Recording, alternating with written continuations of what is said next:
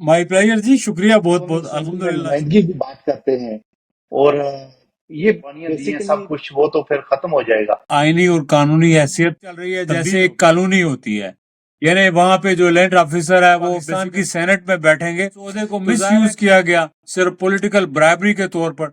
लेकिन हमारी रिप्रेजेंटेशन के हक में बगैर हैं या नहीं? देखिए, मैं हूँ हक में या आप हूँ या कोई और जमीयत पे यकीन रखते हैं आप? एक एमएनए को बजट देखिए। अभी तो हमारा अगर आजाद कश्मीर का वजीर आजम ये क्या अवाम की, जो आजाद कश्मीर के लोगों की मर्जी के से लिए आती रही है ब्लैकमेल या? करने के लिए कि ये आपको तब सपोर्ट करेंगे देखिए, कि माजरीन तो एक तो ये है कि वो 2 साल या 4 साल पुराने नहीं है, आजाद कश्मीर हुकूमत से ताल्लुक कोई नहीं है। अलबत्ता ये है कि आजाद कश्मीर को और गिलगित बल्तिस्तान को मिला के वहाँ एक बैठे होंगे सेटअप पाकिस्तान की बनाया। पार्लियामेंट के अंदर, सेनेट के अंदर, वहाँ डिबेट में वहाँ लोगों के मसाइल भी बढ़ते जा रहे हैं। तो ये तो मसाइल पॉलिसी है स्टेटमेंट्स के हद तक, प्रैक्टिकली मुझे नजर नहीं ये समझें कि अननोइंगली या अपनी बेवकूफी से। तो बहुत सारी कंट्रडिक्शंस हैं पाकिस्तान के अंदर भी, और हमारे सकता है कि पहले तो बात यह है कि आप नशिस्तें मखसूस करें लेती हैं, वो नामजद करेंगी या इनका कोई मेंबरशिप का कोई फायदा नहीं। अगर जेन्युइन लोग जाएंगे नहीं है, फिर इनके मसाइल भी होते हैं, तो उनको एड्रेस करने वाला भी और डिस्कशन होनी चाहिए ताकि इस्लाहात हों।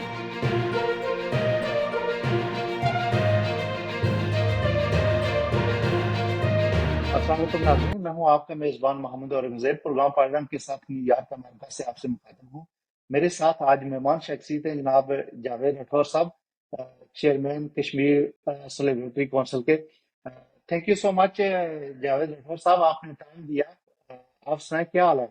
माई प्लेजर जी, शुक्रिया बहुत बहुत, अल्हम्दुलिल्लाह, शुक्र अल्लाह का जी। ये रिसेंटली जो आजाद कश्मीर का आपका टूर था, बड़ा बड़ा एक्टिव टूर था, और कैसा लगा? जी, बहुत अच्छा लगा। अपने मुल्क में जब भी आप जाते हैं तो जाहिर है आपको बहुत अच्छा लगता है।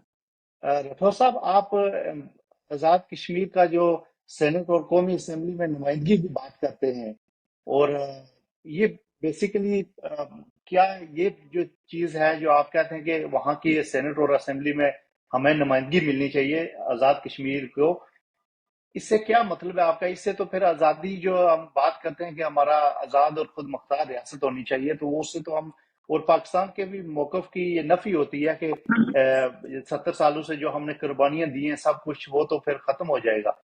जी, बहुत शुक्रिया, बहुत अच्छा सवाल किया आपने।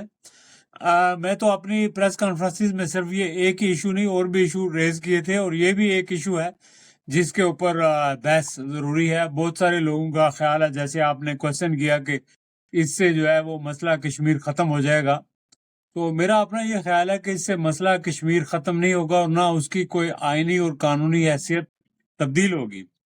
उसकी वजह यह है कि जो कश्मीर का प्लेबिसिट कश्मीर में होना है वो यूनाइटेड नेशंस की रेजोल्यूशन में एक्सेप्ट हुआ है, उसे इंडिया ने तस्लीम किया हुआ है, पाकिस्तान ने तस्लीम किया हुआ है और सारी दुनिया ने तस्लीम किया हुआ है। और कश्मीरी भी वही चाहते हैं कि वहाँ प्लेबिसिट हो ताकि कश्मीरी अपने फ्यूचर का खुद फैसला करें। जहाँ तक रिप्रेजेंटेशन की बात है, नुमाइंदगी की बात है, तो ये मैंने ये नहीं कहा कि ये मुस्तकिल नुमाइंदगी होनी चाहिए या सूबा बन जाना चाहिए। मैंने कहा देखिए, अभी तो 78 साल हो गए ना आपको, तो 78 सालों में ना तो आप सूबा बने, ना आप आजाद हुए, तो ना आपका कोई पाकिस्तान के साथ कोई लिजिटिमेट रिलेशनशिप है ना।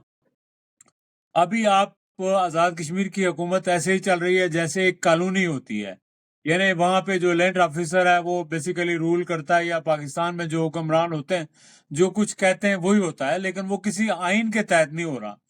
तो मैं ये चाहता हूं कि सही। पाकिस्तान को जो है, पाकिस्तान में जब हमारे बंदे जाएंगे तो वो अबूरी तौर पर जाएंगे, इंटर्म नुमाइंदगी दी जाए उनको उस वक्त तक जब तक प्लेबिसिट होता। क्योंकि जब वो जाके पाकिस्तान की असेंबली में, पाकिस्तान की सेनेट में बैठेंगे, तो जाहिर है कि पाकिस्तान की जो हुकूमतें वो कश्मीर के हवाले से और ज्यादा उनको काम करना पड़ेगा। अभी आप देखें, आपके सामने है, वहाँ जो पार्लियामेंट्री कश्मीर कमेटी है, उसका मकसद ये था कि कश्मीर के लिए काम करना, दुनिया के अंदर जाके, हर मुल्क के अंदर और मुल्क के अंदर भी, लेकिन उसमें किसी ने कोई काम नहीं किया, बल्कि उस ओहदे को मिस यूज किया गया सिर्फ पॉलिटिकल ब्राइबरी के तौर पर। लेकिन अगर वहां जाके कोई कश्मीरी कॉम्पिटेंट बैठा होता है तो जाहिर है उसको एहसास होगा, दर्द होगा, वो ज्यादा काम करेगा। اور پھر دوسری بات یہ کہ آزاد کشمیر سے متعلق جو فیصلے ہوتے ہیں کہ پالیسی کیا ہونا چاہیے، بجٹ کتنا ہونا چاہیے، یہ سارے پاکستان میں ہوتے ہیں اور وہاں پہ کشمیر کے لوگوں کی کوئی نمائندگی نہیں ہے. تو مطلب یہ ہے کہ آپ رول کر رہے ہیں ہمیں لیکن ہماری ریپرزنٹیشن کے بغیر. تو میں کہتا ہوں کہ ہمیں ریپرزنٹیشن ملنی چاہیے، جہاں ڈیسیژن میکنگ پروسیس ہوتا ہے اس میں ہم شامل ہوں. لیکن اس کا ہرگز یہ مقصد نہیں کہ کشمیر جو ہے وہ صوبہ بن گیا ہے یا صوبہ بنایا جائے. وہ تو فیصلہ اس وقت ہوگا جب کشمیر کے اندر ریفرنڈم ہوگا، پلیبیسٹ ہوگا. کیا آپ کشمیر کو پاکستان کا صوبہ بنانے کے حق میں ہیں یا نہیں؟ دیکھیں، میں ہوں حق میں یا آپ ہوں یا کوئی اور ہو، کسی کے حق میں ہونے یا نہ ہونے سے نہیں ہوگا. یہ فیصلہ جو ہے کشمیر کے لوگوں نے کرنا ہے اور یہ فیصلہ اس وقت ہونا ہے جب کشمیر کے اندر پلیبیسٹ ہوگا. کشمیر میں پلیبیسٹ ہونے سے پہلے یہ فیصلہ ناممکن ہے. اس کی وجہ یہ ہے کہ یہ فیصلہ کرنے کا مقصد یہ ہے کہ آپ یو این کی ریزولوشن کو وائلیٹ کر رہے ہیں اور مسئلہ کشمیر کو ختم کر رہے ہیں، اور کشمیری کسی بھی صورت میں وہ مسئلے کو ختم نہیں کرنا چاہتے. دیکھیں، کشمیر کا تو ایک ہسٹری ہے، ایک بیک گراؤنڈ ہے، وہ صدیوں پرانا ایک تاریخ ہے اس کی. تو کشمیری چاہتے ہیں کہ وہ جہاں بھی جائیں وہ پاکستان کے ساتھ جائیں یا انڈیپینڈنٹ ہوں، لیکن ان کو اکٹھا ہونا چاہیے. راٹھور صاحب، مجھے یہ بتائیں کہ آپ کیا چاہتے ہیں؟ ریاست کی وحدت اور سالمیت پہ یقین رکھتے ہیں آپ جی میں بالکل کہ یقین ہماری رکھتا ریاست؟ ہوں. سنیں، میں اگر کشمیر کے لوگ فیصلہ کرتے ہیں کہ پاکستان کے ساتھ جانا چاہیے اکثریت، تو وہ فیصلہ مجھے تسلیم کرنا پڑے گا. اگر وہ فیصلہ کرتے ہیں کہ ہمیں خود مختار ریاست رہنا ہے، تو وہ فیصلہ میرا خیال ہے پاکستان کے دوستوں کو بھی قبول کرنا چاہیے. یہ ایک جمہوری پروسیس ہے اور اس جمہوری پروسیس کی سب کو رسپیکٹ کرنی چاہیے. اس میں کسی کو انا کا مسئلہ نہیں بنانا چاہیے. راٹھور صاحب، مجھے یہ بتائیں کہ سینٹ اور قومی اسمبلی میں نمائندگی سے کشمیر کے آزاد کشمیر کے حالات بہتر ہوں گے؟ جی بالکل گلگت ہوں گے. بلتستان کے تو نہیں ہوئے؟ جی بالکل، میں آپ کو بتاتا ہوں وہ کیسے بہتر ہوں گے. دیکھیں، آزاد کشمیر کے اندر 10 ضلع ہیں. اگر ہر ایک ضلع سے ہمارا ایک ایم این اے بن کے پاکستان کی اسمبلی میں آ جاتا ہے، اسی طرح ہمارے 3 ڈویژن ہیں، ہر ڈویژن سے ایک یا 2 سیٹوں سے ایک سینیٹر جو بھی طریقہ کار ہو وہ آ جاتا ہے. تو پھر یہ ہوگا کہ وہ پاکستان کی اسمبلی میں بیٹھ کر کشمیر کے لوگوں کے لیے فائٹ کر سکتے ہیں، آواز بلند کر سکتے ہیں، وہاں کے بجٹ میں اضافہ کر سکتے ہیں.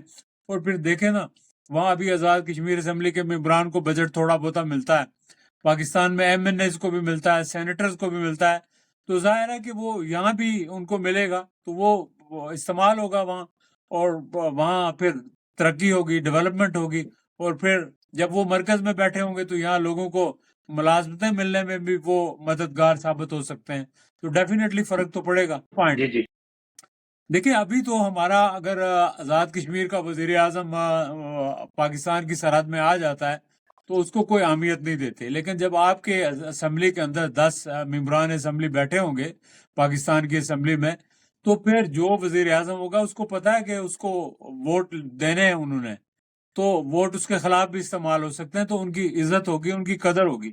ابھی تو ہماری وہاں کوئی قدر نہیں ہے، ہمیں تو کوئی اہمیت ہی نہیں دیتا. راٹھور صاحب، مجھے یہ بتائیں کہ جو آزاد کشمیر کی حکومت ہے، اس وقت جو حکومت ہے یا پہلے بھی جتنی حکومتیں آتی رہی ہیں، یہ کیا عوام کی، جو آزاد کشمیر کے لوگوں کی مرضی سے آتی رہی ہیں یا ہم پہ مسلط کی جاتی رہی ہیں؟ دیکھیں، اس میں مکس رہا ہے. کچھ تو آزاد کشمیر کے لوگوں کی مرضی سے بھی ہوتی ہیں اور کچھ مسلط بھی کی جاتی ہیں.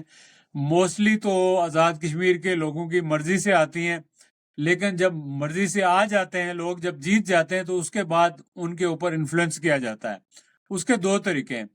ایک تو یہ ہے کہ جو مہاجرین کی سیٹیں ہیں، ان مہاجرین کے ممبران کو استعمال کیا جاتا ہے انفلوئنس کرنے کے لیے، بلیک میل کرنے کے لیے کہ یہ آپ کو تب سپورٹ کریں گے کہ اگر آپ ہماری بات مانیں. تو اس طرح جو بھی آزاد کشمیر سے لوگ جیت کر آتے ہیں، جو وزیر اعظم بنتا ہے تو وہ انفلوئنس ہو جاتا ہے. چونکہ مہاجرین کی سیٹیں ہیں تو وہ اگر مخالف ہو گئے تو عدم اعتماد بھی ہو سکتا ہے.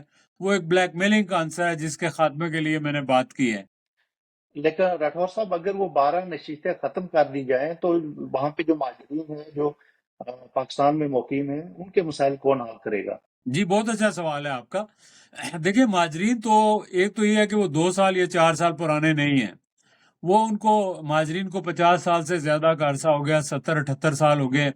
وہ کراچی میں رہ رہے ہیں یا بلوچستان میں رہ رہے ہیں یا پنجاب میں رہ رہے ہیں یا NWFP میں رہ رہے ہیں، جہاں بھی وہ رہ رہے ہیں، تو وہاں وہ مستقل طور پر سکونت اختیار کر چکے ہیں، وہاں روزگار کر رہے ہیں، تو اب ان کے مسائل جو ہے وہ مقامی ہیں۔ مظفر آباد حکومت کے پاس تو کوئی ایسا آلہ نہیں ہے کہ ان کے مسائل حل کرے، وہ ان کے مسائل جو بھی ہیں وہ مقامی ہیں، ان کا آزاد کشمیر حکومت سے تعلق کوئی نہیں ہے۔ البتہ یہ ہے کہ مہاجرین کے نام پر لوگ وہاں آ جاتے ہیں، وہاں سے فنڈز بھی لیتے ہیں اور اس میں خرد برد کرتے ہیں۔ بہت ساری جعلی جو ہے وہ کالونیاں بنی ہیں۔ آپ کی شیخو پورہ کے پاس کوئی آج سے 20 سال پہلے ایک کالونی بنی تھی جس پہ 1.5-2 ارب خرچ ہوا، آج تک وہاں کوئی بندہ آباد نہیں ہوا، تو وہ پیسے کہاں گئے؟ تو اسی طرح ابھی جو آپ نے دیکھا کہ ایک صاحب جو ہے وہ جعلی راٹھور صاحب، آپ حکومت پاکستان سے یہ مطالبہ کیوں نہیں کرتے کہ جو ہم سے وعدہ کیا ہے کشمیریوں سے کہ آزاد کشمیر کو اور گلگت بلتستان کو ملا کے ایک سیٹ اپ بنایا جائے جو کشمیر کا مقدمہ خود لڑے؟ دیکھیں جی، دو باتیں اس میں، بات تو آپ کی صحیح ہے، کشمیر کے لوگ بھی یہ چاہتے ہیں اور گلگت بلتستان کے بہت سارے لوگ بھی یہ چاہتے ہیں، لیکن میرا نہیں خیال کہ پاکستان کی جو بیوروکریسی ہے، اسٹیبلشمنٹ ہے، وہ ایسا کرنے کے لیے تیار ہے، اور ہم ان کو کنونس بھی نہیں کر سکتے۔ کیوں نہیں کر سکتے؟ کہ ہماری وہاں پر ایکسیس ہی نہیں ہے، ٹھیک ہے، جہاں فیصلے ہوتے ہیں وہاں ہم بیٹھے نہیں ہیں۔ اگر ہم فرض کریں وہاں بیٹھے ہوں گے پاکستان کی پارلیمنٹ کے اندر، سینٹ کے اندر، وہاں ہم ڈیبیٹ میں حصہ لیں گے، وہاں ہم ان سے بات کریں گے، ان کو قائل کریں گے، تو حالات میں بہتری ہو سکتی ہے۔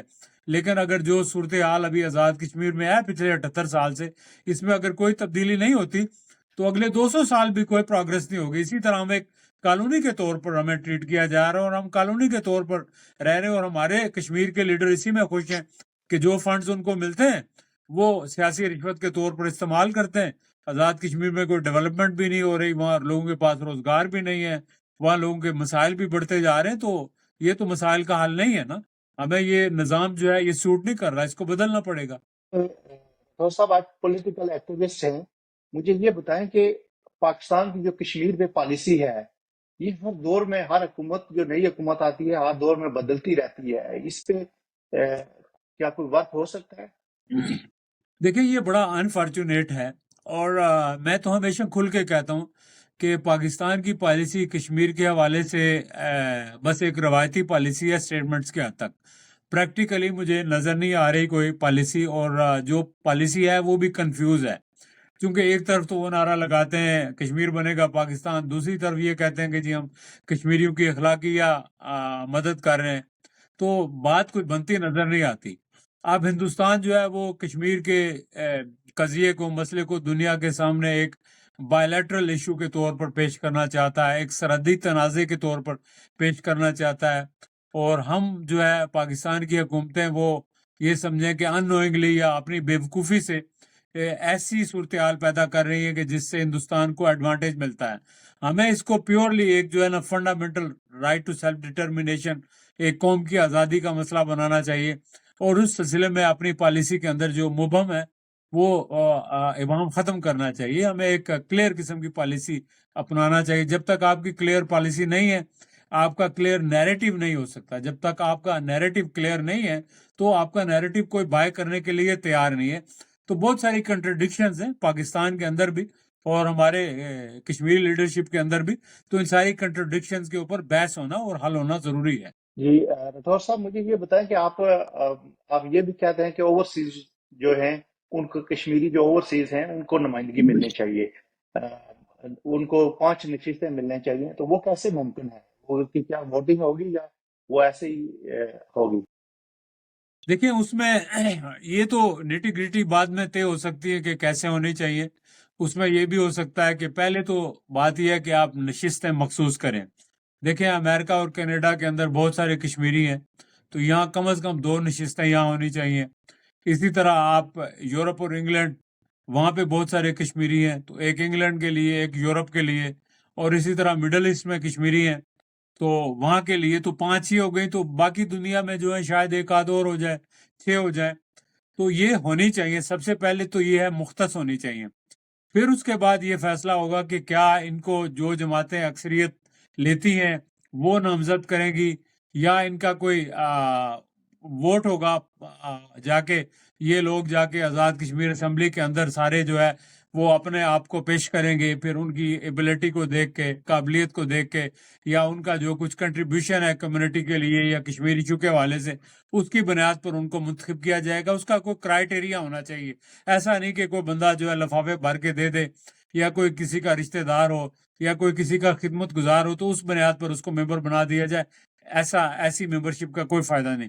اگر جینون لوگ جائیں گے تو ظاہر ہے جو لوگ باہر رہتے ہیں ان کا ہورائزن بہت وسیع ہے، ان کے پاس ایکسپیرینس بھی ہے، نالج بھی ہے، ریسورسز بھی ہے، تو وہ جا کے آزاد کشمیر کے اندر کنٹریبیوٹ کر سکتے ہیں، وہاں کی اکانمی کو اپ لفٹ کرنے کے لیے، وہاں ڈیولپمنٹ کے لیے جو ہے وہ ایک سسٹینیبل ڈیولپمنٹ کے لیے وہ بڑا رول ادا کر سکتے ہیں۔ تو میرا خیال ہے ان کی صلاحیتوں سے فائدہ اٹھانا چاہیے۔ اور ویسے بھی آپ دیکھیں نا کہ کشمیری کم از کم 15 لاکھ یا 20 لاکھ لوگ باہر ہیں اور ان کی کوئی ریپرزنٹیشن نہیں ہے، پھر ان کے مسائل بھی ہوتے ہیں تو ان کو ایڈریس کرنے والا کوئی نہیں ہے، تو لہٰذا اس ایشو کے اوپر کام ہونا چاہیے اور ان کو نمائندگی ملنی چاہیے۔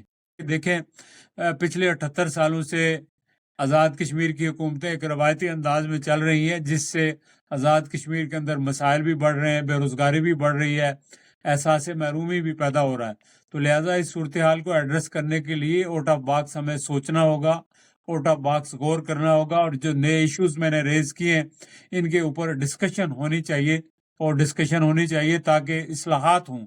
جب تک اصلاحات نہیں ہوں گی ملک آگے نہیں جا سکتا، نہ آزاد کشمیر میں کوئی ڈیولپمنٹ ہو سکتی ہے، نہ حالات بہتر ہو سکتے ہیں۔ چلیں، بہت شکریہ جی۔ راٹھور صاحب تھینک یو سو مچ، آپ نے ٹائم دیا اور اس وقت کے حالات ہیں ان پہ بات کی، اور اپنا پورا موقف آپ نے کلیئر کیا۔ مجھے امید ہے کہ ناظرین آپ کی اس گفتگو کو پسند کریں گے۔ جی تھینک یو سو مچ، انشاءاللہ پھر کسی پروگرام میں حاضر ہوں گے۔ اللہ حافظ، تھینک یو۔ انشاءاللہ، خدا حافظ۔